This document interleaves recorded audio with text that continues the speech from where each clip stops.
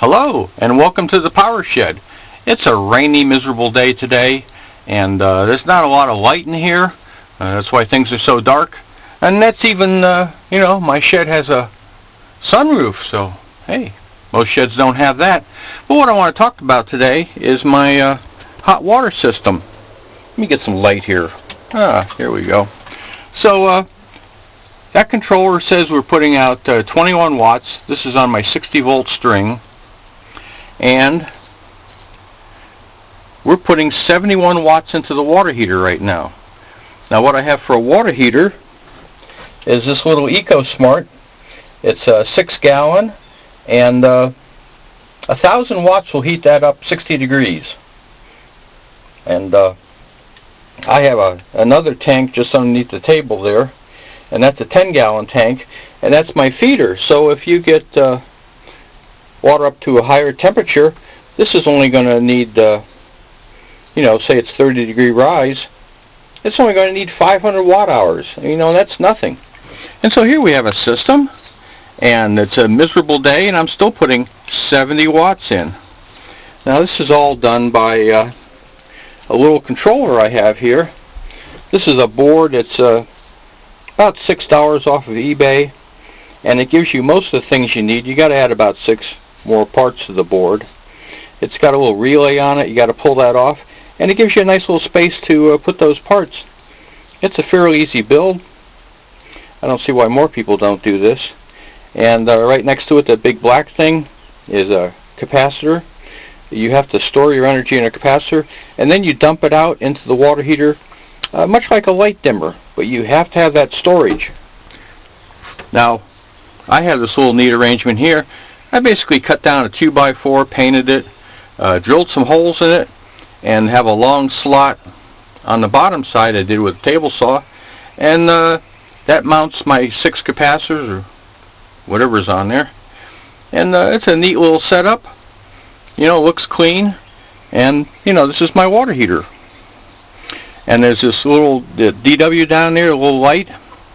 My wife has a dishwasher. They say you can't have a dishwasher at camp, but they really don't take that much if you don't turn the heater on. And when we power up the dishwasher, that little light comes on, and we send solar panel energy directly to the heating elements. And, it's free. It's a miserable day. We've got 21 watts going into the battery. The battery's at 14 volts, so the refrigerator just finished running a little while ago. All I have is a little car battery, because my system never draws much off the battery. It only runs during the day. And that's it. Kind of amazing. So you can do a lot with solar at your home or camp. And this is especially nice for a camp system, because having 6 gallons of hot water, you could actually take a couple showers with that, and you got hot water at the sink, and damn, that's nice. So I don't know why more people don't do it, but most people can't buy anything unless they can click the buy button, and most of them need help to do that. But this is what you should be doing.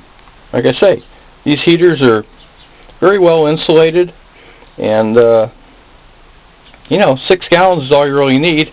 And if you go with a little feed tank, or even if you have an uninsulated tank, if you can let the water warm up to ambient temperature, which may be 75, 80 degrees, it doesn't take a lot to heat. So that's my story for today, and welcome to the Power Shed. It looks like a mess, but it works. This place is always under revision. Right now I have 3 charge controllers. This one's on the 12-volt string. I'm going to make that 24 volts. This is on the 50-volt string, and this one's on the 60-volt string. This is a piece of crap. This is a piece of crap. I'm not sure about this yet, but man, I went for my. This is actually what I'm using right now. This is $5, and that charges my batteries at power point. You can see the little light flashing on and off. Hey, everything I do is weird, but it's cheap, this whole setup, initially I had running, cost me way less than $50 to run the refrigerator, everything. You know, that even include the inverter price. So this inverter, it only turns on when the refrigerator turns on. I remove the fans because it's a 2,000 watt inverter, and the only thing it runs is the refrigerator, which is only like 105 watts. And it doesn't need any fans. It can do natural cooling. So, thanks for stopping and visiting. See you next time.